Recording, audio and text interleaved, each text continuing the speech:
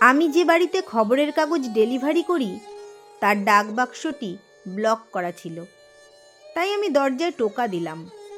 অস্থির পদক্ষেপে একজন বয়স্ক ব্যক্তি মিস্টার ব্যানার্জি ধীরে ধীরে দরজা খুললেন। আমি জিজ্ঞেস করলাম, স্যার, ডাকবাক্স বন্ধ করে রেখেছেন কেন? তিনি উত্তর দিলেন, আমি ইচ্ছে করে ব্লক করেছি। তিনি হাসলেন এবং আরও বললেন, আমি চাই তুমি প্রতিদিন দরজায় নক করে বা বেল বাজিয়ে আমার হাতে খবরের কাগজটি পৌঁছে দিও। আমি বিস্মিত হয়ে উত্তর দিলাম, আমার কোনো আপত্তি নেই, কিন্তু আপনার কি মনে হচ্ছে না এই ব্যবস্থাটা আমাদের দুজনের জন্যই অসুবিধা এবং সময়ের অপচয় সৃষ্টি করবে?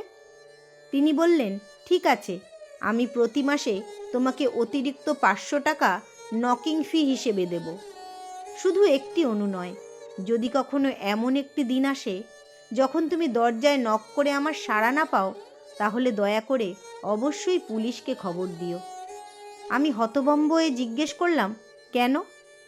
তিনি উত্তর দিলেন, আমার স্ত্রী মারা গেছে, আমার ছেলে বিদেশে এবং আমি এখানে একা থাকি।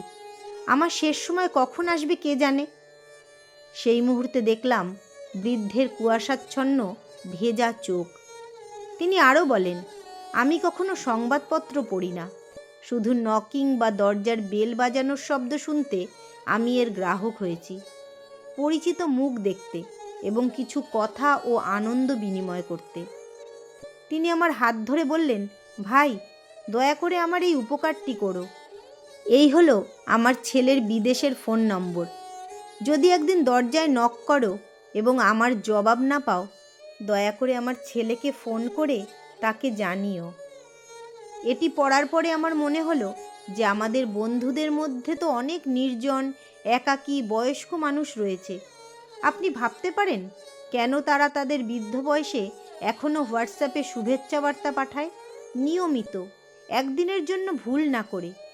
প্রকৃতপক্ষে এই সকাল ও সন্ধ্যার শুভেচ্ছার তাৎপর্য দরজায় নক করা বা কলিং বেল বাজানোর মতোই অপরের নিরাপত্তা কামনা করার এবং যত্ন নেওয়ার একটি উপায়।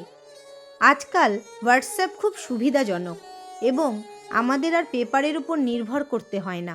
আপনার যদি সময় থাকে, আপনার পরিবারের বয়স্ক সদস্যদের শেখান কিভাবে হোয়াটসঅ্যাপ ব্যবহার করতে হয়। একদিন যদি আপনি তাদের সকালের শুভেচ্ছা বা শেয়ার করা নিবন্ধগুলো না পান, তাহলে বুঝবেন নয় তারা অসুস্থ বা তাদের অন্য কিছু হয়েছে। আসুন এই বার্তা সবার মাঝে ছড়িয়ে দিই।